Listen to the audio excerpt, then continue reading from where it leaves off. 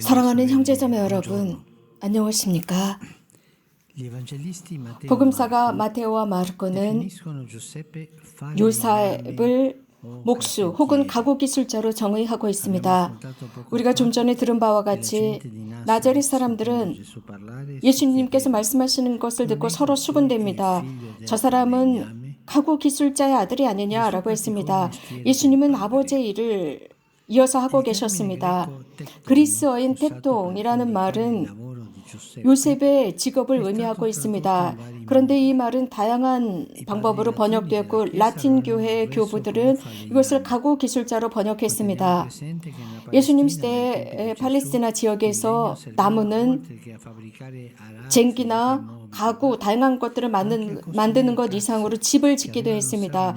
그래서 철근과 나무들을 이용해서 지붕을 이어서 만들고 혹은 구리나 이 흙 등을 이용해서 집을 지었습니다. 그렇기 때문에 목수 혹은 가구 기술자는 일반직에 해당했습니다.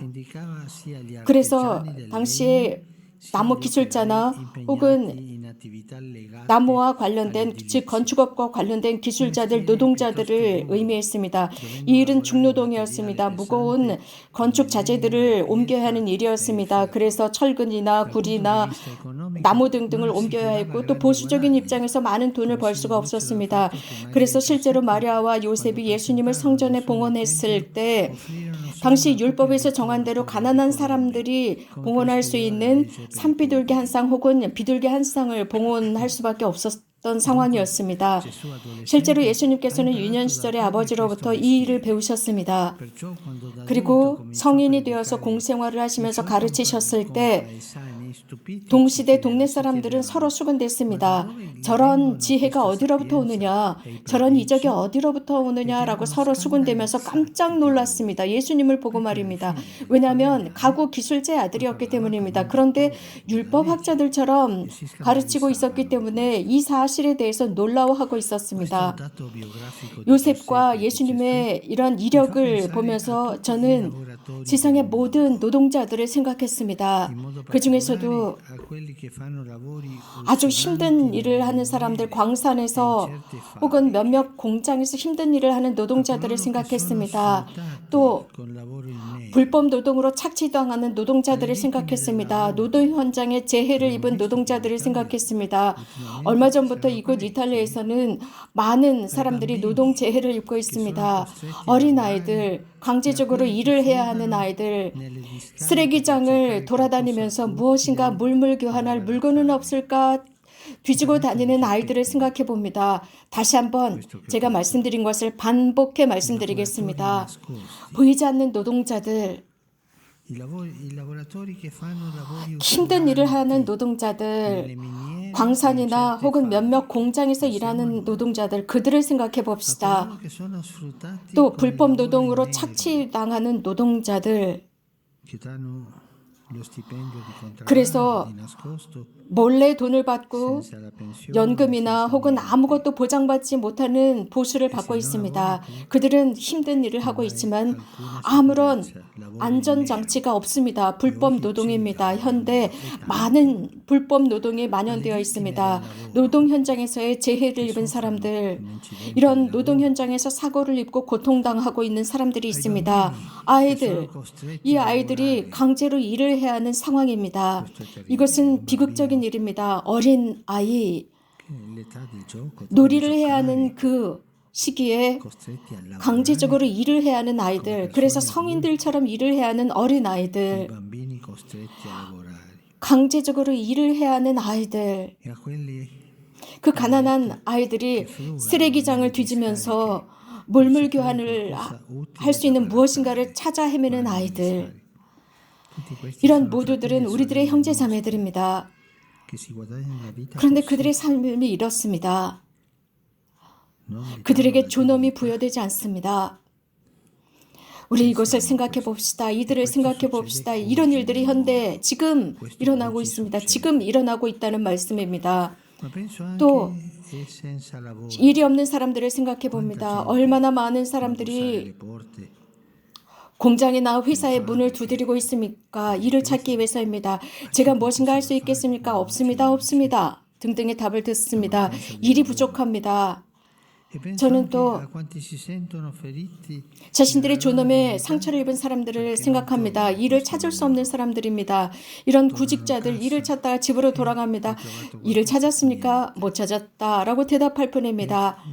그리고 하지만 나는 까리따스에 들려서 빵을 좀 얻어왔어 라고 하는 사람들을 존엄을 부여받을 수 있는 것은 까리따스에 가서 빵을 얻어서 집으로 돌아오는 것이 아닙니다. 물론 까리따스에서 빵을 얻어올 수 있지만 존엄을 얻는 것은 아닙니다.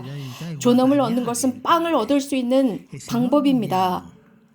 우리 사람들에게, 우리 남성들과 여성들에게 능력을 부여하는 것입니다. 빵을 얻을 수 있는, 양식을 얻을 수 있는 능력을 부여하는 것입니다. 그렇지 않을 때 이것은 그 나라와 그 장소, 그 대륙의 사회적인 불의입니다. 우리는 정말 모든 사람들에게 양식을 얻을 수 있는 가능성을 제공해야 합니다. 이러한 보수를 얻을 수 있는 방법은 존엄을 부여하는 것입니다. 그리고 그 노동에 존엄을 부여하는 것입니다. 이것은 중요합니다. 많은 젊은이들, 많은 아버지들과 어머니들이 이런 비극 속에 살고 있습니다. 일이 없습니다. 그래서 편안하게 살 수 없습니다. 노동을 잃었습니다. 그저 하루하루를 살 뿐입니다. 많은 경우 이렇게 구직하다가 이것이 비극으로 바뀌어버립니다. 그래서 모든 희망을 잃어버리고 심지어는 삶에 대한 희망조차 잃어버리게 됩니다. 이 팬데믹 기간 많은 사람들이 실직했습니다. 우리가 알고 있습니다. 그래서 몇몇 사람들은 정말 견딜 수 없는 무거운 짐에 짓눌려 있어서 이제 결국 생명을 끊을 위기에까지 처해 있습니다. 저는 오늘 이런 각각의 노동자들을 기억하고 그들의 가족을 기억하고자 합니다. 우리 잠깐 침묵 속에서 그 남성들, 그 여성들, 절망 속에 있는, 구직하지 못해서 절망 속에 있는 그들을 침묵 중에 기억하겠습니다.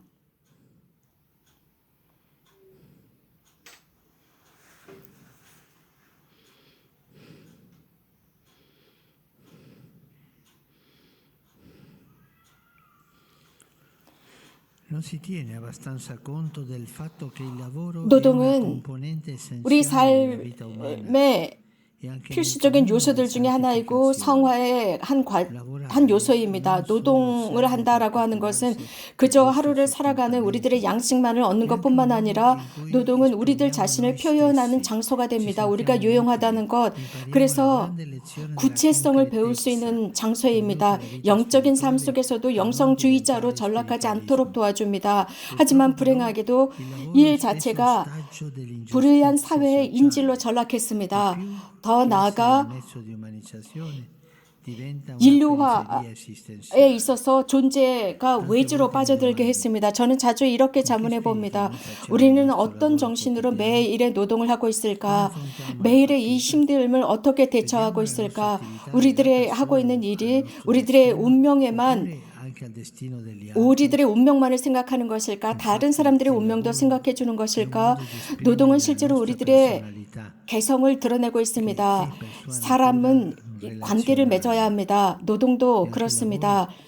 우리들의 창조성을 표현하는 것이 노동입니다. 우리들 각자는 각자 자신들의 방법대로 일을 합니다. 자신의 스타일로 일을 합니다. 같은 일을 하지만 각자 다른 스타일로 일을 합니다. 그래서 예수님께서 일을 하셨다, 노동을 하셨다는 것을 생각하는 것은 멋진 일입니다. 이러한 기술은 성 요셉으로부터 배우셨습니다. 그래서 오늘 우리는 자문해 보아야 합니다. 이러한 노동의 가치를 회복하기 위해서 우리는 무엇을 해야 하는가입니다. 그렇다면 교회는 교회의 입장으로서 이러한